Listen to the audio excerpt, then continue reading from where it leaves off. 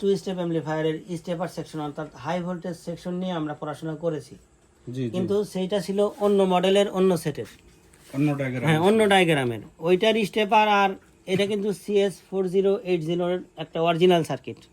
তো এইটার স্টেপার আর ওইটার স্টেপার কিন্তু আলাদা, কিছুটা মিল আছে, কিছুটা মিল আছে কিন্তু কিছুটা চেঞ্জ আছে।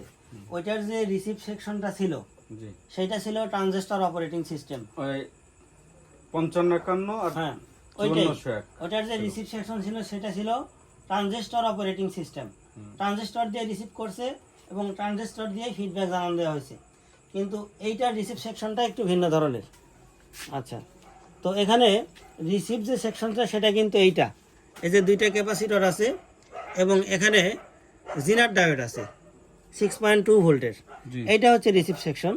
তো আমরা সার্কিটে বুঝবো তার আগে আমরা একটু ডায়াগ্রাম বুঝে আসি। আচ্ছা,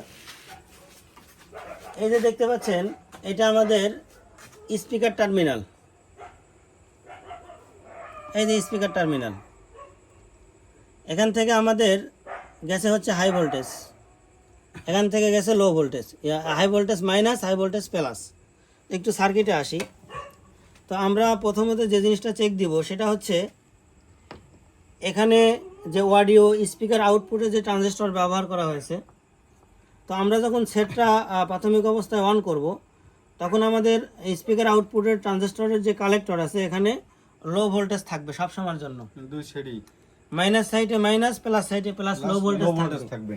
আচ্ছা, এরপরে যখন আমরা আমাদের সেটের মূল ভলিউমটা আপ করব একটু, তো আপ হওয়ার পরে যে কাজটা হবে সেটা হচ্ছে আমাদের এই ট্রানজিস্টর কিন্তু আরও ভোল্টেজ চাবে, অডিও স্পিকার আউটপুটের ট্রানজিস্টরগুলো ভোল্টেজ চাবে। ভোল্টেজ যখন চাবে তখন আমাদের স্পিকার যে পজিটিভ আছে এখান থেকে একটা সিগন্যাল পাঠানো হবে আমাদের এই সেকশনে, রিসিভ সেকশনে। তো এই যে রিসিভ সেকশনটা আছে, এই রিসিভ সেকশনে দেখতে পাচ্ছেন আমাদের পজিটিভ সাইডে এখানে 6.2 ভোল্টের জিনার ডায়োড এবং 50 ভোল্ট 100 মাইক্রোফ্যারাডের একটা ক্যাপাসিটর ব্যবহার করা হয়েছে, এবং সেমভাবে আমাদের নেগেটিভ সাইডে একই ধরনের কম্পোনেন্ট ব্যবহার করা হয়েছে। তো এখানে দুইটা ক্যাপাসিটর এবং দুইটা জিনার ডায়োড কেন ব্যবহার করা হলো? দুই সাইডের ভাগ করছে। আচ্ছা, কিভাবে ভাগ করছে? এখান থেকে স্পিকার থেকে যে আমরা ফিডব্যাক যে সিগন্যালটা পাইলাম এটা কি সিগন্যাল? AC signal. তাহলে অবশ্যই আমরা এসি সিগন্যাল ট্রানজিস্টরে পাঠাতে পারবো না, ডিসি পাঠাইতে হবে। ট্রানজিস্টরে পাঠাইতে হলে ডিসি পাঠাইতে হবে, এবং ডিসি যখন পাঠাবো আমাদের নেগেটিভ সাইডে নেগেটিভ সিগন্যাল এবং পজিটিভ সাইডে পজিটিভ সিগন্যাল পাঠাইতে হবে। তো যার কারণে এখানে এই যে ক্যাপাসিটর এবং জিনার ডায়োড ব্যবহার করে ভোল্টেজ ফিক্স করছে, সাথে সাথে আমরা ডিসি করছে, এবং ক্যাপাসিটর ব্যবহার করে নেগেটিভ এবং পজিটিভ দুই সাইডে আলাদা আলাদা ভাগ করে দিয়েছে। কথা ক্লিয়ার?